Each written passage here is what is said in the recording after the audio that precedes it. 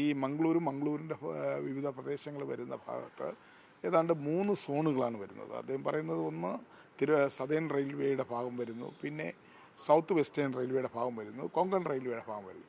അതുകൊണ്ട് തന്നെ ആ സെക്ഷനിലെ അഡ്മിനിസ്ട്രേറ്റീവ് കാര്യങ്ങളും അതുപോലെ തന്നെ ഫണ്ട് വിനിയോഗിക്കുന്ന കാര്യത്തിലും വികസന പ്രവർത്തനങ്ങൾ അവിടെ വേഗത്തിൽ കൊണ്ടുപോകുന്നതിനൊക്കെ ഒരുപാട് ഭരണപരമായ തടസ്സങ്ങൾ നിലനിൽക്കുന്നു എന്നുള്ളത് കൊണ്ടാണ് അങ്ങനെ ഒരു തീരുമാനം റെയിൽവേ എടുക്കേണ്ടി വന്നത്. അല്ലാതെ കേരളത്തിലുള്ള അവഗണന കൊണ്ടല്ല എന്നാണ് റെയിൽവേ മന്ത്രി പറയുന്നത്. അതുമായി ബന്ധപ്പെട്ട് ഇന്നലെ റെയിൽവേ മന്ത്രാലയം മാധ്യമങ്ങളിലൂടെ വിശദീകരണം നൽകുകയും ചെയ്തു എന്ന് അദ്ദേഹം പറഞ്ഞു. അപ്പോൾ ഞാൻ വീണ്ടും പറഞ്ഞു, അത് കേരളത്തെ സംബന്ധിച്ചിടത്തോളം അത് സ്വീകാര്യമല്ല, മന്ത്രിയുടെ വാദഗതിയോട് യോജിക്കാൻ കഴിയില്ല. നേരത്തെ സേലം ഡിവിഷൻ വന്നപ്പോൾ പാലക്കാടിൻ്റെ പ്രധാനപ്പെട്ട ഭാഗമായിരുന്ന കോയമ്പത്തൂർ അതിന് ചുറ്റുപാടുമുള്ള സ്ഥലങ്ങളൊക്കെ സെക്ഷനെല്ലാം തന്നെ സേലത്തേക്ക് പോയി. അന്നും ഞങ്ങൾ ശക്തമായ എതിർപ്പ് പ്രകടിപ്പിച്ചു. ആ സമയത്ത് സേലം ഡിവിഷൻ വരുമ്പോൾ കോയമ്പത്തൂരും അനുബന്ധ ഭാഗങ്ങളും അങ്ങോട്ട് പോകുമ്പോൾ കേരളത്തിന് അതിന് പകരമായി ഒരു കോച്ച് ഫാക്ടറി ഞങ്ങൾ നൽകും എന്ന് റെയിൽവേ വാഗ്ദാനം ചെയ്തു. അതിന് അന്നത്തെ ഗവൺമെൻറ് ഏതാണ്ട് 200 ഏക്കർ സ്ഥലം വാളയാർ, പാലക്കാട്, കഞ്ചിക്കോട് ഭാഗത്ത് നൽകുകയും ചെയ്തു. അതിന് ചുറ്റുമതിൽ വരെ അതിൻ്റെ ഭാഗങ്ങളെ ഡിമാർക്കേറ്റ് ചെയ്ത് 200 ഏക്കർ ഡിമാർക്കേറ്റ് ചെയ്ത് ചുറ്റുമതിൽ വരെ നിർമ്മിച്ചിട്ട് പിന്നെ റെയിൽവേ അതിൽ നിന്ന് പിന്മാറി. കോച്ച് ഫാക്ടറി യാഥാർത്ഥ്യമായില്ല. ഇപ്പോൾ മംഗളൂരു സെക്ഷൻ റെയിൽവേ പാലക്കാട് ഡിവിഷനിൽ നിന്ന് മൈസൂർ ഡിവിഷനിലേക്ക് ലയിപ്പിക്കുമ്പോൾ പകരമായി കേരളത്തിന് അതിന് പകരമായി എന്തെങ്കിലും ഒരു പദ്ധതിയോ ഒന്നുപോലും കേരളത്തിൻ്റെ വികസനത്തിന് തരാതിരിക്കുകയും അല്ലെങ്കിൽ പ്രഖ്യാപിക്കാതിരിക്കുകയും ഏകപക്ഷീയമായി ഇത്തരമൊരു നീക്കം നടത്തുന്നതിനോട് അത് തീരുമാനത്തോട് യോജിക്കാൻ കഴിയില്ലെന്ന് അദ്ദേഹത്തെ അറിയിച്ചു. അപ്പോൾ അദ്ദേഹം പറഞ്ഞത്, ഞങ്ങൾ കേരളത്തിലെ എം പിമാരുമായി കൂടിക്കാഴ്ച നടത്താം, എം പിമാരുടെ അഭിപ്രായം കേൾക്കാം, സെപ്റ്റംബർ ആദ്യവാരത്തിൽ എം പിമാരുമായി സംസാരിക്കാം എന്നൊക്കെയാണ് റെയിൽവേ മന്ത്രി പറഞ്ഞിരിക്കുന്നത്. എന്തായാലും നമ്മുടെ ശക്തമായ പ്രതിഷേധം പാലക്കാട് ഡിവിഷൻ്റെ കാര്യത്തിൽ അറിയിക്കേണ്ടായി.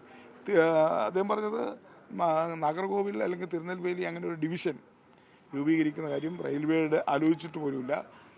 ഇന്ത്യ രാജ്യത്ത് ഒരു പുതിയ റെയിൽവേ ഡിവിഷനും ആരംഭിക്കാനുള്ള ഏതെങ്കിലും തീരുമാനം റെയിൽവേ എടുത്തിട്ടില്ല എന്നാണ് പറഞ്ഞത്. പക്ഷേ അതെ രാവിലെ വന്ന വാർത്തകളെ അടിസ്ഥാനിച്ചു. പക്ഷേ റെയിൽവേ വിശ്വസിക്കാൻ പറ്റില്ല. നേരത്തെയും ഇതൊക്കെ തന്നെയാണ് അവർ പറഞ്ഞുകൊണ്ടിരുന്നത്. സേലം ഡിവിഷൻ വന്നപ്പോൾ പറഞ്ഞു പാലക്കാടിന് ഒരു ബുദ്ധിമുട്ടും വരില്ലെന്ന് പറഞ്ഞു. അപ്പോൾ മൈസൂർ ഡിവിഷൻ വന്നപ്പോഴും പറഞ്ഞു പാലക്കാടിന് ഒരു ബുദ്ധിമുട്ടും വരില്ലെന്ന് പറഞ്ഞു. പക്ഷേ അവർ ക്രമേണ എന്ത് ചെയ്തു, പാലക്കാട് എൻ്റെ അവിഭാജ്യ ഘടകങ്ങളായിരുന്ന കോയമ്പത്തൂർ ഭാഗവും അതുപോലെ ഇപ്പോൾ മംഗളൂരു ഭാഗവും മാറ്റിക്കൊണ്ടുപോയി. അപ്പോൾ അതുകൊണ്ട് നമ്മുടെ ശക്തമായ പ്രതിഷേധം അറിയിച്ചിട്ടുണ്ട്. മന്ത്രി എന്ന് പറഞ്ഞിരിക്കുന്നത് ഒരു കാരണവശാലും ഒരു പുതിയ ഡിവിഷനെക്കുറിച്ച് കേന്ദ്ര ഗവൺമെൻറ്റോ റെയിൽവേ മന്ത്രാലയമോ ആലോചിച്ചിട്ടില്ല. അതുകൊണ്ട് തിരുനെൽവേലി അല്ലെങ്കിൽ നാഗർകോവിൽ അങ്ങനെ ഒരു ഡിവിഷൻ രൂപീകരണം ഔട്ട് ഓഫ് ക്വസ്റ്റ്യൻ എന്നാണ് മന്ത്രി പറഞ്ഞത്. ഇല്ല, ഇന്നലെ മന്ത്രി പാലക്കാട് ഡിവിഷൻ്റെ പരിധിയിൽ വരുന്ന എം പിമാരാണ് ഇന്നലെ അവിടെ ഉപവാസം ഇരുന്നത്. ഇനിയിപ്പം അതൊരു ടോക്കണായിരുന്നു. ഇനിയിപ്പോൾ ഡൽഹിയിലേക്ക് ആ സമരം വ്യാപിപ്പിക്കാനാണ് എം പിമാർ ആലോചിക്കുന്നത്. റെയിൽവേ മന്ത്രാലയത്തിൻ്റെ മുന്നിലും അതുപോലെ തന്നെ റെയിൽവേ മന്ത്രാലയത്തിൻ്റെ മുന്നിലേക്ക് സമരം വ്യാപിപ്പിക്കാനുള്ള ഒരു പ്രഖ്യാപനമാണ് ഇന്നലെ അവിടെ എടുത്തിട്ടുള്ളത്. അതുമായി തുടർന്ന് ഇപ്പോൾ റെയിൽവേ മന്ത്രി കേരളത്തിലെ എം പിമാരുമായി സംസാരിക്കാൻ തയ്യാറായാൽ ഈ വിഷയം അവിടെ ഉന്നയിക്കും. അതിനകത്ത് റെയിൽവേ എന്തായാലും റീകൺസിഡർ ചെയ്യണമെന്ന് ഞാൻ ആവശ്യപ്പെടുകയുണ്ടായി. കേരളത്തിലെ ജനങ്ങളുടെ വികാരം മനസ്സിലാക്കിക്കൊണ്ട്, യാത്രക്കാരുടെ വികാരം മനസ്സിലാക്കിക്കൊണ്ട്, ജനപ്രതിനിധികളുടെ വികാരം മനസ്സിലാക്കിക്കൊണ്ട് ഇതിനെ പുനഃപരിശോധിക്കണമെന്ന് പറഞ്ഞപ്പോൾ അദ്ദേഹം ഭരണപരമായ ബുദ്ധിമുട്ടുകളെക്കുറിച്ച് പറഞ്ഞാണ്, ആ സാങ്കേതികത്വം പറഞ്ഞാണ് അതിനെ ന്യായീകരിച്ചത്. എന്തായാലും കേരളത്തിലെ എം പിമാരുമായി ഈ വിഷയത്തെ സംസാരിക്കാം എന്ന് അദ്ദേഹം പറഞ്ഞിട്ടുണ്ട്. അങ്ങനെ സംസാരിച്ചതിന് ശേഷം അടുത്ത സമരപരിപാടികളെക്കുറിച്ച് കേരളത്തിലെ എം പിമാർ ആലോചിക്കും.